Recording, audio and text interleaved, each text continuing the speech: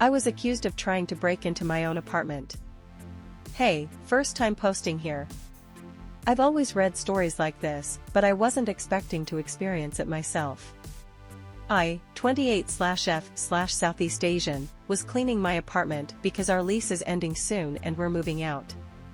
The unit is conveniently located on the ground floor, so I went in and out for quite a bit, while a group of cleaners that we hired were inside the unit. I was cleaning the courtyard when some random Karen drove past me and started shouting at me. I couldn't really hear clearly what she was saying, so I walked to her. "Are you talking to me?" "Yeah, I've been watching you for the last 5 minutes, I know you're trying to break in the unit." I was so confused. I lived here?" "No, you don't live there." I was so floored. Then the lady continued to be aggressive with me.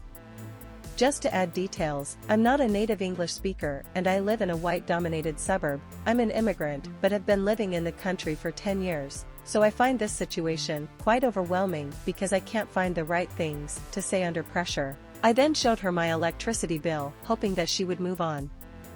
But then she ignored me and continued accusing me that I was trying to steal something. She was even accusing I was using a tape that I was holding at that time to unlock the gate or whatever. She also had her phone camera pointing at me and tell me she would call a police. I knew she would just ignore everything that I said, so I yelled loudly at her that I got evidence and walked back to my unit. Everyone on the street was watching us. I was so shaken and I've never felt so hurt, terrified but angry at the same time. Mostly angry that I felt like I had to prove that I live in my own house, which is just conveniently ignored by this person. I couldn't hold my emotions and started crying and called my partner for support.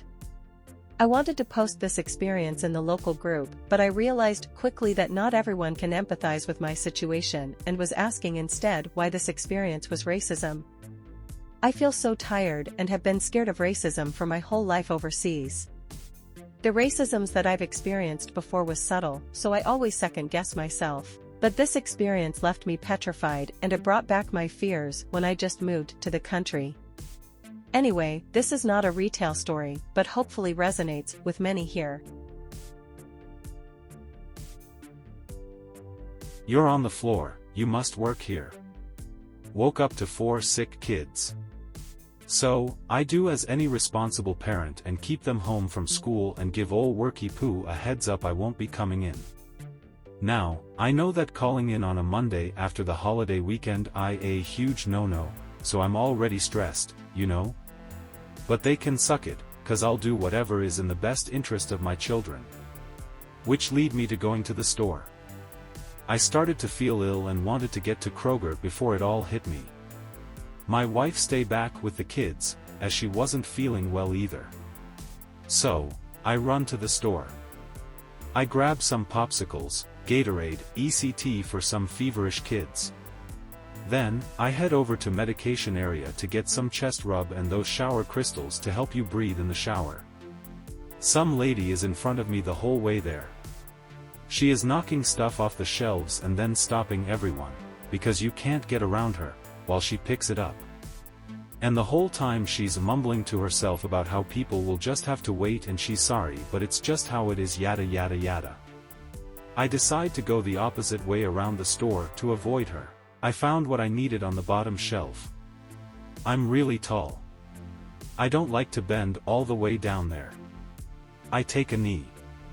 I'm looking and comparing prices when I hear, "Where is?" I ignore it as background noise, but then this lady, the same one inconveniencing everyone from earlier, gets right up close to me. And then she has the audacity to say, "You're on the floor, you must work here." "Where is, blah blah blah" is all I heard after that. So, I grabbed the things I wanted and she asked again, "Do you know where?" And I stood up, looked her dead in the eyes and as firm as possible without being rude said, "No, I didn't," offer any follow-up after my one-word answer. I thought that should have been efficient to get the point across. But it wasn't enough for this lady. She went on to insist I work there and should know where the thing is. That's when I turned on aggravated beyond all recognition parenting mode. And I realized, at this point, this lady would just not get it. So I leaned down and I looked her in the eyes again and said, "What makes you think I work here? Do I have a name tag? Do I have a uniform? Did I answer your questions and offer any help?" And she says she didn't mean to insult me. So I told her she's very insulting, and I don't even work here. Imagine how insulted the actual employees would feel to be approached like that.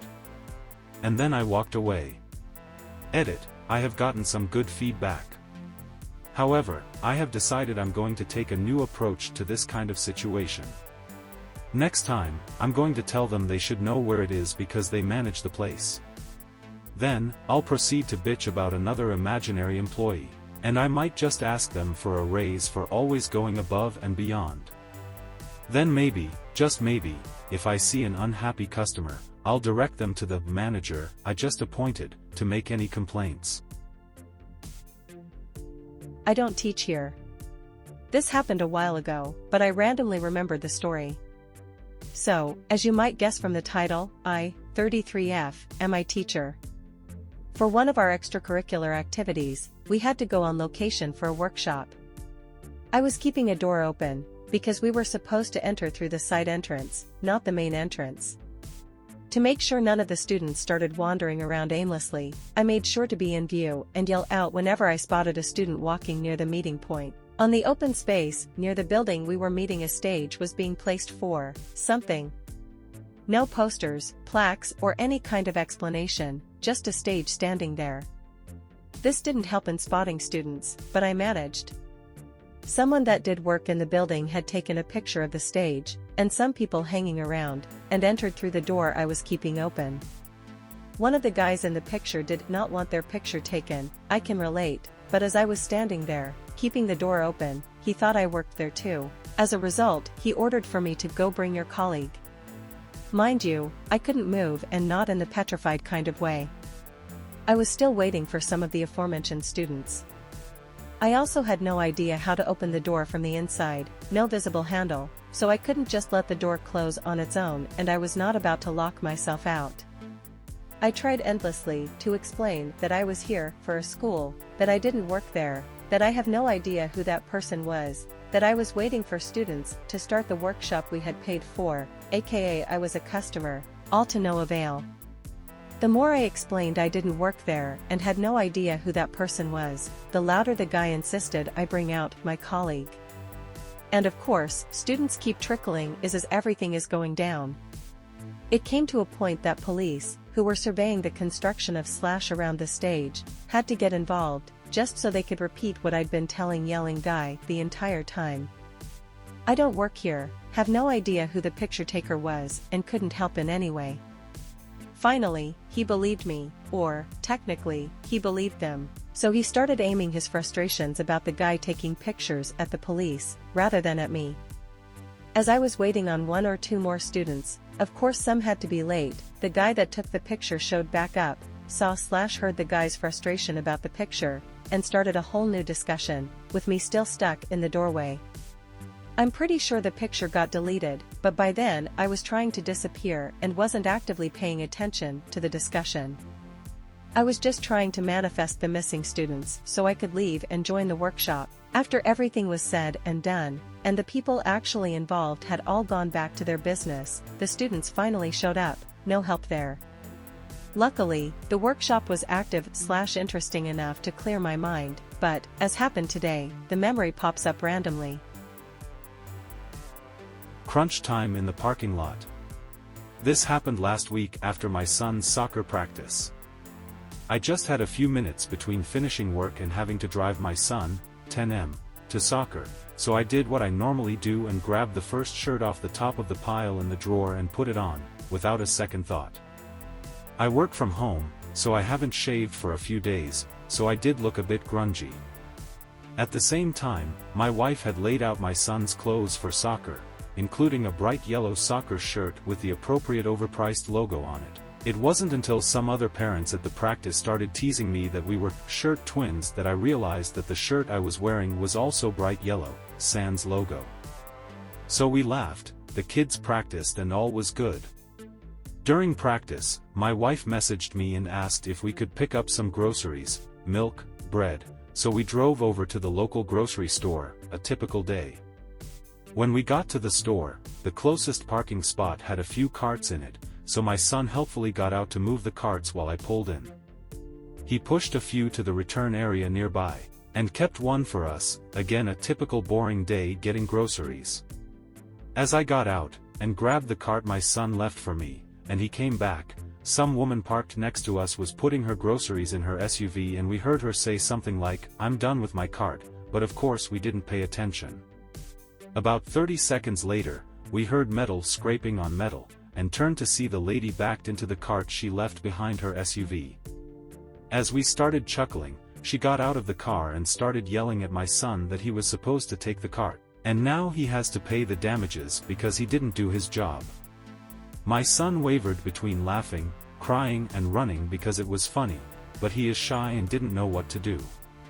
She then started in on me, and said my employee didn't take the cart, as others, including the cart people with the bright orange vest, started coming around to try to understand what was happening.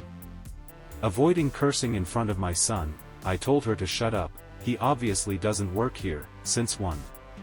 He is wearing a soccer uniform with a giant swoosh on the front and 2. He is a 10-year-old kid. She then started saying I should have moved the cart since obviously my yellow shirt meant I worked there, and the crowd of 5 or 6 people who formed started laughing at her.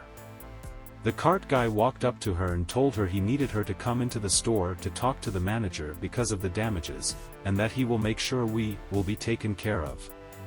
We checked that there was no damage to our car, and got the groceries, and when we were checking out, a cashier ushered us to a new lane that had no line so we could get out quickly while the lady was still heard arguing with the manager about insurance. Elderly man at my local Food Lion.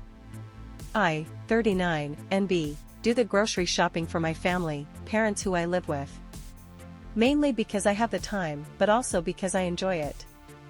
It gets me away from the house, and I'm a bit of an organizational nerd. I enjoy playing grocery Tetris in the cart. I like finding deals. I enjoy clipping coupons. I even have a list of each aisle and what's on it for maximum grocery list planning. So, my grocers know me. They recognize me. If they don't see me for a while, they charge up like my favorite auntie, hands on hips, "Where have you been? Why haven't you been in to see me?" I love my store. So, this happened a few years ago, around the first year of the pandemic. I'd stopped in to pick up a few things. I had written things down a bit out of order, because I'd scribbled it while I was at work. I had my store map though, and was consulting it when I nearly bumped into an older gentleman.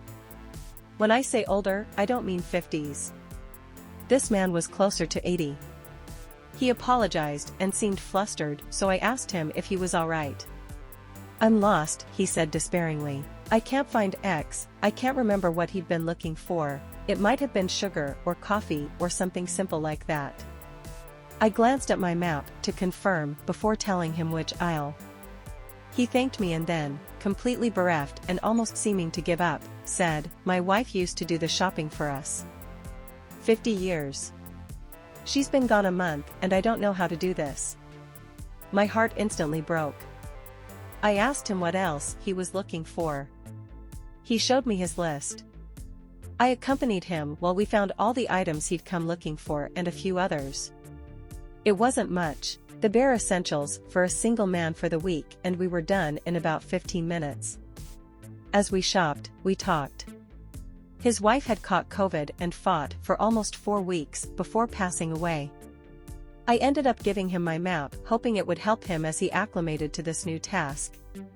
As he headed for the checkout and I prepared to go back to my shopping, I still only had 2 or 3 of my own items in my basket. I heard him say to one of the floor managers, "That young lady right there deserves a raise," and the floor manager smiled at me and said, "Oh, I'd love to, but she doesn't work here."